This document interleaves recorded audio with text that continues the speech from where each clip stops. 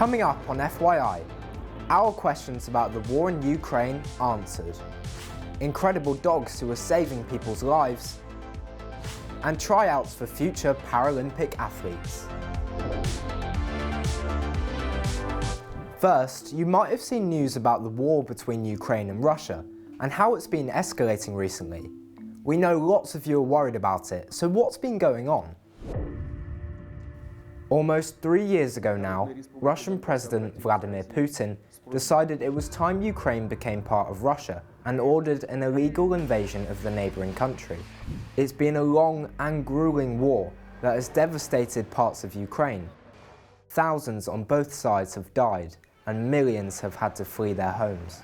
Over the course of the war, countries like the UK and the USA have been supporting Ukraine by providing weapons, including long-range missiles, to defend itself against Russia. These weapons were only to be used on Russian targets within Ukraine. But recently, the current American President, Joe Biden, gave the Ukrainian President, Volodymyr Zelensky, permission to fire long-range missiles inside Russia for the first time. It's also been reported that Ukraine has fired UK-made missiles inside Russia.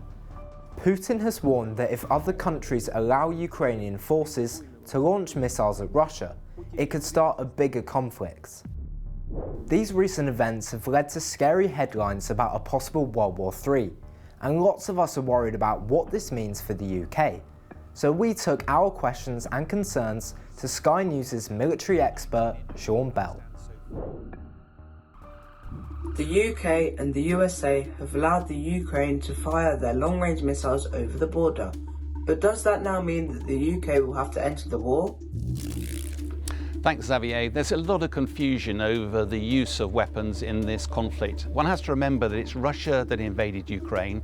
Russia has been attacking Ukraine's energy infrastructure, its logistics hubs, its railway stations, its airfields, using long-range weapons. Now, Ukraine has struggled to defend itself. The West, America and the UK particularly, have been providing a lot of weapons to Ukraine to help them.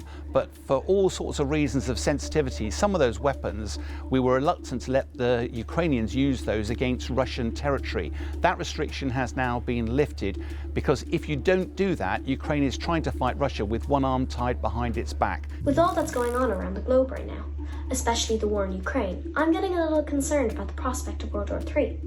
If this were to happen, how do you think this would affect my parents? Rosie, this is a question I get asked all the time, and the short answer is we're not on the verge of World War III. I served in the military 35 years ago. We were worried about the former Soviet Union and now Russia, but actually Russia has struggled against Ukraine. It's lost a load of tanks and fighter jets, and frankly it's had a real mauling at the hands of Ukraine, and therefore it's very, very unlikely that Russia will be in any fit state to attack anybody else anytime soon. Is Donald Trump really going to stop the Russia-Ukraine war in just 24 hours? Thanks, Max. A really interesting question. Former President Trump has now been re-elected in America. He'll take the reins on the 20th of January, and he's made lots of fairly wild claims about a lot of things, including ending the war in Ukraine within 24 hours. What's fascinating is the different approach he's seeking to take. The current President Biden, his approach has been that he doesn't want Ukraine to lose the war. What that means is supporting Ukraine for as long as the war takes. Whereas when President Trump takes over, his approach is very different. He wants to bring the war to an end. What does that mean? It means negotiating, and that almost certainly means that Ukraine will have to give up territory. That's the downside. The positive side, that it will potentially bring the war to an end. We'll have to wait and see. President Putin has warned that Russia could use nuclear weapons. Do you think that this would actually happen? Leo, this is an incredibly topical question. It worries everybody, not just children. It worries adults as well. The short answer is we're not about to have a nuclear confrontation. Nuclear weapons are incredibly powerful. They've been around for decades now. They're the ultimate deterrent to stop anybody attacking you. They're not to be used in the offense. There is no way Russia ever wants to start a nuclear war because there are no winners. I can reassure you, we're not on the brink of nuclear war. Remember, if you're ever worried about what you see on the news, talk to a trusted adult. We've also got more helpful advice on our website, first.news/FYI.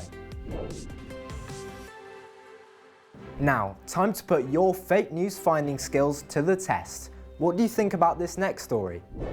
We saw reports that a 17-year-old in the USA has passed a law exam. That would mean they will become a qualified lawyer when they turn 18. But can you really be a teenage lawyer? We'll let you know later in the show.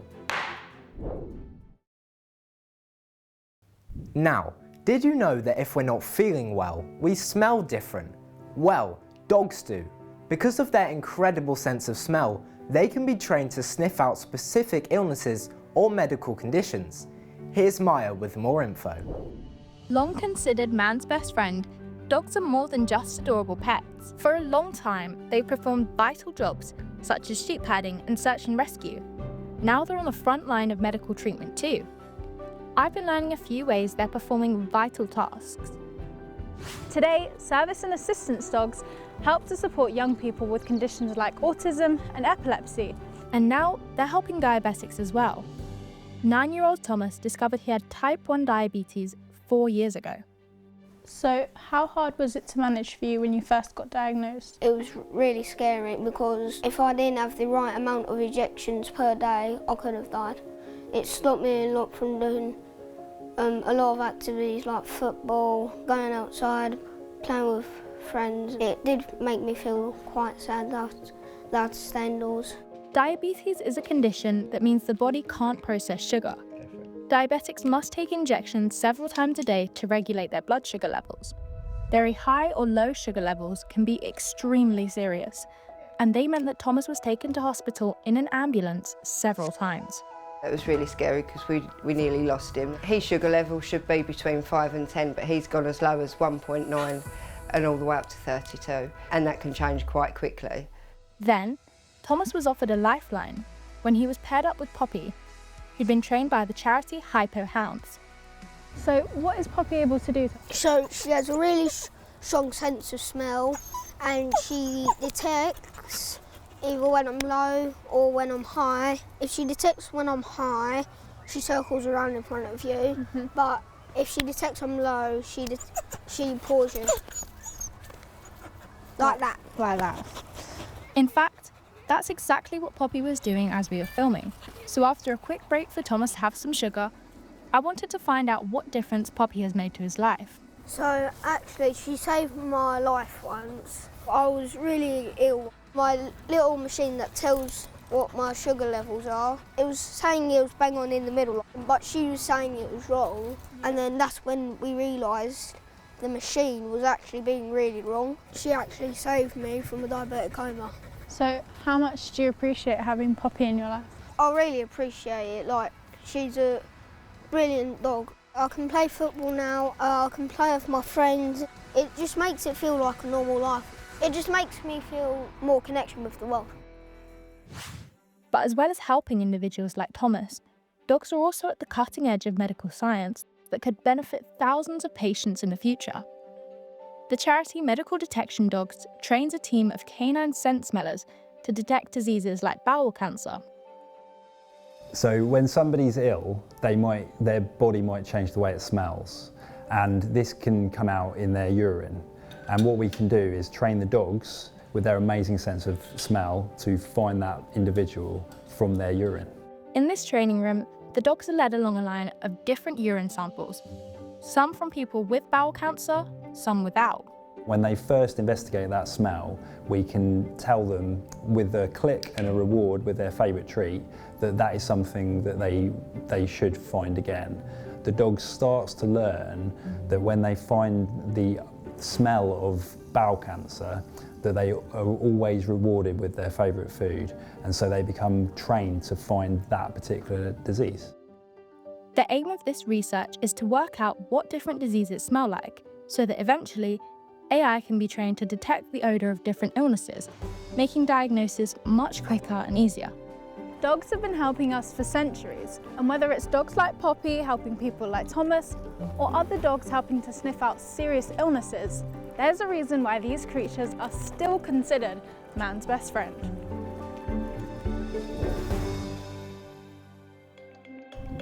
This week, we saw shocking footage of floods across parts of the UK. after Storm Bert and Storm Connell hit. Roads turned into rivers and hundreds of homes were left underwater, with many having to evacuate. If you've been affected by the storms, we want to hear from you. Get in touch at first.news/FYI. Over the summer, we were wowed by the amazing achievements of our Paralympic athletes in Paris. But who will be Great Britain's next Paralympians? I went to an event hosted by Paralympics GB, where young people can discover their sporting potential. Check it out. This is Paralympic Potential, where young disabled people can come and try their hand at a huge variety of Paralympic sports to see if they could be Great Britain's next gold medalists. And maybe I'm in with a shot. All the way to the finish.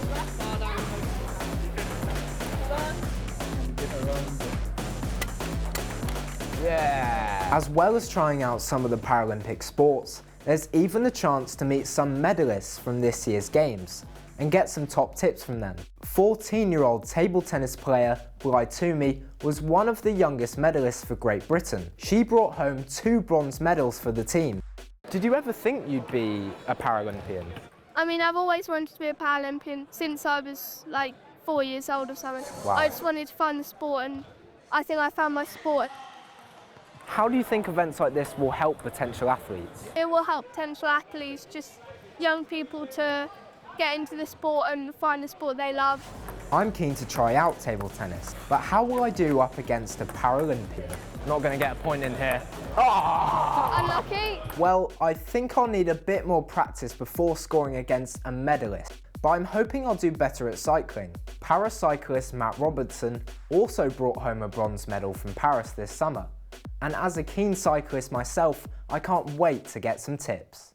Obviously, you won a bronze at Paris. Congratulations. I mean, how did it feel?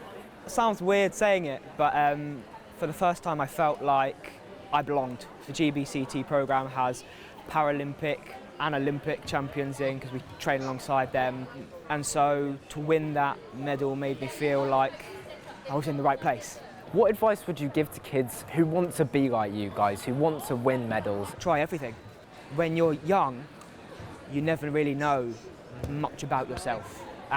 It's being adaptable, it's not being afraid of the difference, and ultimately get active. I reckon I could go about 1 billion miles an hour on this thing. That is hard work. So, how have others found today?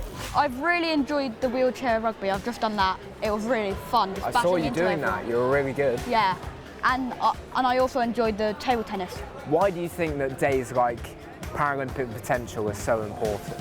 It's just like a nice chance where you can find the sport that suits you, see other people play. Do you think meeting or talking to other Paralympians today has been really inspirational to you? Yeah, it's been really good just seeing them here with their medals from Paris. It just shows that you're never too young to do it. It's amazing that disabled people can take part in all these activities.